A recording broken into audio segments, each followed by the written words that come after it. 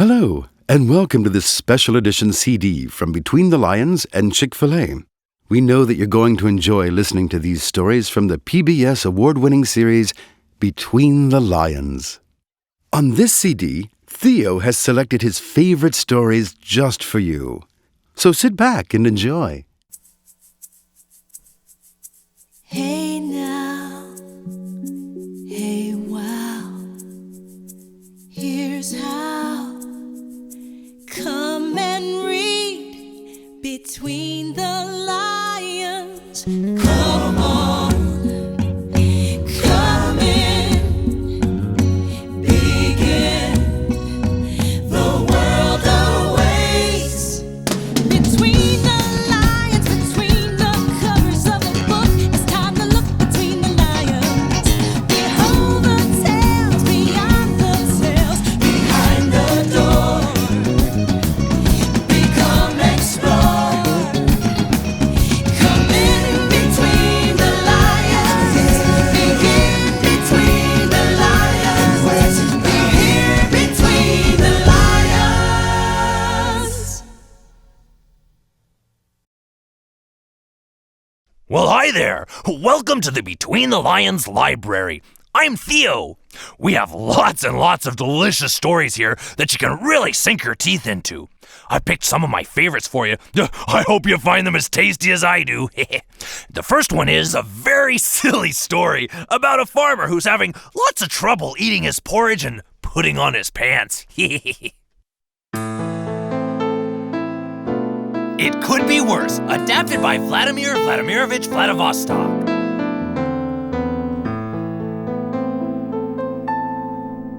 Long ago, in a very small farmhouse, there lived a very big family. There was barely room to eat porridge. There was barely room to read a book. There was barely even room to put on pants. This made everyone mad. Very mad. This is bad. Very bad. And because it was very bad, it made Dad very sad. I am very sad. So the sad dad went to a wise woman to get some advice. Speak to the wise woman. That's me. Oh, wise woman. There's no room in my house for all of my family. It's bad. Very bad. It could be worse. Maybe I'm not making myself clear. Everyone is mad. Very mad. It is bad. Very bad. And I am sad. Very sad. I look at you and I think he's very sad. But I can solve all your troubles. So the wise woman charged the sad dad 8 kopecks. 8 kopecks? In advance, And the advice she gave the sad dad was this. bring all your animals into the house. Bring all my animals into the house.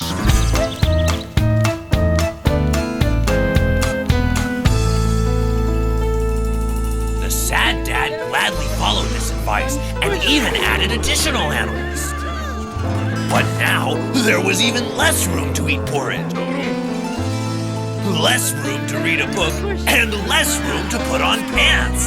This made everyone mad. Very, very mad. This is bad. Very, very bad. And because it was very, very bad, it made Dad very, very sad. I am sad. Very, very sad. So the very sad dad went back to the wise woman. I had a feeling you'd be back. It's bad. Very, very bad. So the wise woman charged the sad dad 18 kopecks. My advice to you, take the chicken out of the house. Take the chickens out of the house.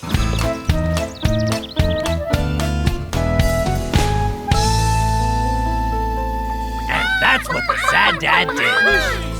Now, there was a little more room, but there was still not enough room to eat porridge. Still not enough room to read a book. And still not enough room to put on pants. everyone was still mad. Very, very mad. It's still bad. Very, very bad. And because it was still bad, very, very bad, the dad was still sad. Very, very sad. Very, very sad. So the very, very sad dad went back to the wise woman. Things are still bad. Very, very bad. Oh, yes, wise woman. It's still bad. Very, very bad. So the wise woman charged the sad dad 28 kopecks. My advice to you is take the goats out of the house. Take the goats out of the house. The sad dad took the goats out of the house. But things were still bad. So the next day, he went back. So the wise woman charged the sad dad 58 kopecks. Take all the animals out of the house. All the animals out of the house.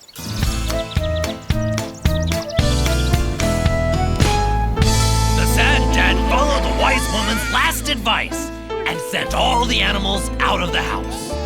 Once again, there was barely room to eat porridge. There was barely room to read a book. There was barely even room to put on pants. You know, barely enough room is not so big. The family realized that even though it was crowded, It could be worse. and everyone was glad. I'm glad. Very glad. Hoopah!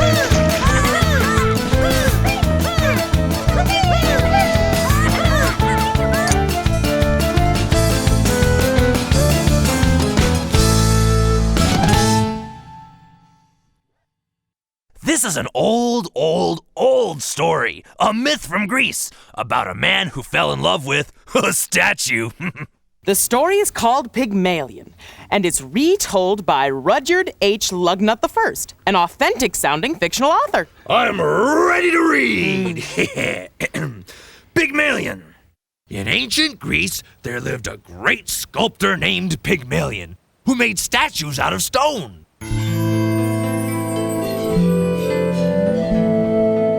One day, he decided to carve a statue of a woman. It would be his masterpiece.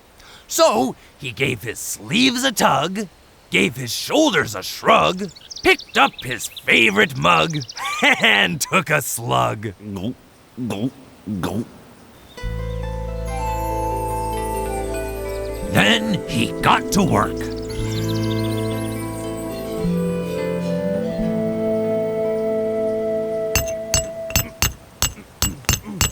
He did not stop until he was done.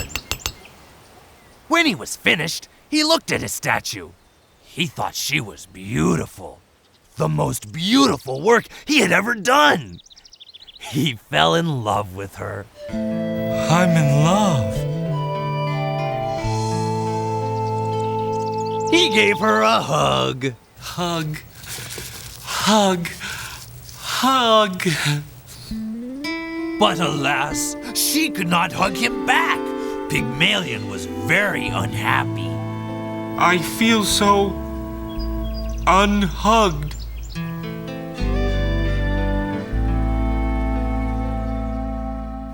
Pygmalion pretended that the statue was real and that she gave him a hug. That made him very happy. Hug, hug, hug. I feel so hugged. Oh, I am very happy. But before long, pretending was not enough for him. And once again, he was sad.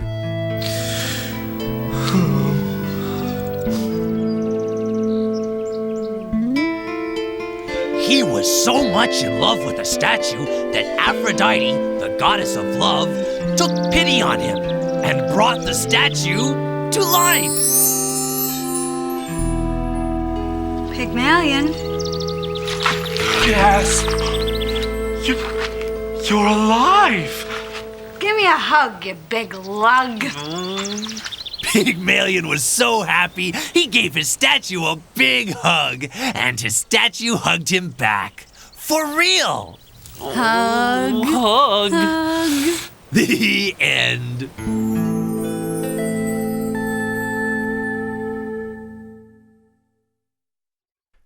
This story is a retelling of a fairy tale from India about a king who didn't have a lot of friends because he never took a bath. It's called The Dirty Smelly King by Sir Hackney Mackinac. There once was a king, a dirty, smelly king, a king named King Zack of Hackensack. King Zack of Hackensack was so dirty and smelly, he was not very popular, and that's a fact. What a stink pot! Hey, you! King Zack of Hackensack asked his prime minister, Sir Jack of Nyack, why he was so unpopular. Is my crown on backwards? Is my jacket tacky? What is it, Jack? Sir Jack told King Zack that it might help if he took a bath once in a while. Go jump in the lake, Zack. So dirty, smelly King Zack of Hackensack jumped in the lake and took a bath. When King Zack walked out of the lake, he was no longer dirty and smelly, and he was very popular. King Zack of Hackensack is no longer dirty and smelly. He is clean and not smelly. Hooray for clean and not smelly King Zack of Hackensack! King Zack of Hackensack looked down and saw that he was standing in the mud and his feet were dirty. My feet are dirty. So back in the lake walked King Zack of Hackensack. But when he walked back out, his feet were dirty again. My feet are dirty again. So he went back in, and back out, back in, and back out. Sir Jack told King Zack to relax. Everyone in the kingdom had dirty feet, so it was no problem. But having dirty feet was a problem for King Zack. He thought he would be unpopular again if any part of his body was dirty. And then he got an idea. King Zack jumped on Sir Jack's back. From now on, I will ride piggyback on you, Jack.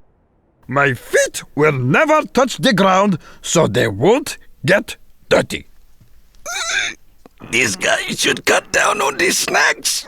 King Zack of Hackensack decided to ride piggyback on his prime minister, Sir Jack of Nyack, forever and ever. And then one day, King Zack and Sir Jack decided to play a game of Kick the Sack. But King Zack was not having fun playing Kick the Sack. I never get to kick the sack.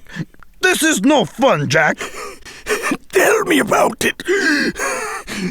King Zack couldn't kick the sack as long as he was on Sir Jack's back. But if he got off Sir Jack's back, his feet would get black. Alack, poor King Zack. Now you're probably wondering why King Zack didn't just put shoes on his feet to keep them clean. Well, shoes hadn't been invented yet. And just then, a man named Mac invented shoes and gave them to King Zack. King Zack got off Sir Jack's back and played Kick the Sack. But King Zack's feet still got dirty. I know, you're probably asking, now why didn't he put on his shoes? Are you crazy? They're brand new. I don't want to ruin them. The end.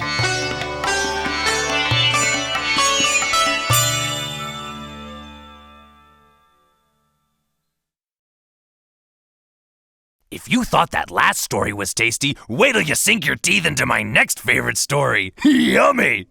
Okay, buckaroos, gather round for my favorite musical tale about the best cowboy in all the West. Sing along if you want to. It's called How Pecos Bill Cleaned Up the West. A tall tale written by Beth Western. Now everyone knows Pecos Bill was the best, the neatest cowboy in all the West.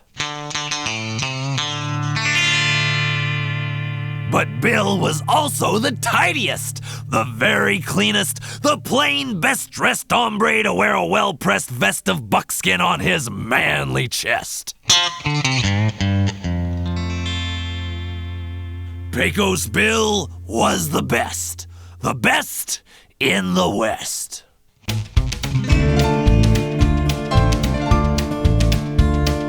One day, Bill was riding the range on Tess, the fastest and smartest steed in the West, when he saw a most unwelcome guest. It was a twister, picking up litter and dust and trash and plumb making a mess of the entire West. Bill said to Tess, "I must confess, if there's one thing I detest, it's a mess." Tess knew that meant Bill wouldn't rest till he'd put that twister under arrest, or tamed that blustery, gusty pest that was messing up the pristine West. Pecos Bill was the best in the West.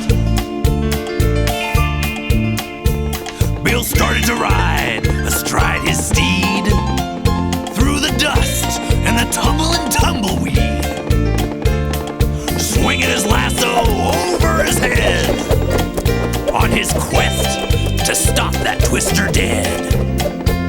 Tess sprang with the springiest spring that was ever sprung. Bill flung his lasso with the flingiest fling that was ever flung. And Bill whooped whoa to that whirling wind until it stopped like a bulldog steer stocked still. Pecos Bill was the best in the West. Key change. And with old Tess holding that twister steady, "I got you now!" Bill jumped on its back and he got himself ready. And then old Pecos Bill was sent on the wildest ride anyone ever went on. Yahoo! Well, buckaroos, you can guess the rest of it. That twister knew Bill had got the best of it. And so, at Pecos Bill's request, it cleaned up the mess it had made of the West. And easy as you please, that tame twister started dumping every last little bit of litter into trash cans, not forgetting to separate out all the recyclables. No siree! Pecos Bill was the best in the West. Pecos Bill was the best in the West.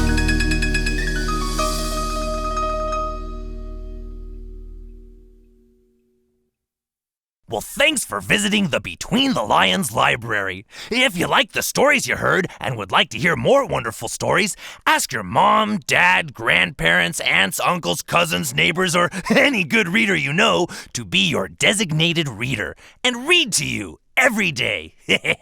Oh, and don't forget to watch me and the rest of my lion family every weekday on Between the Lions, the show that helps kids learn how to read.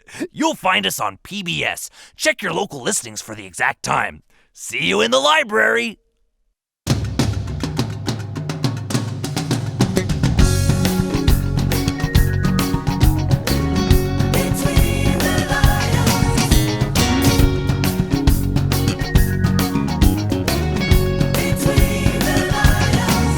Come in between the lions, begin between the lions, be here between the lions.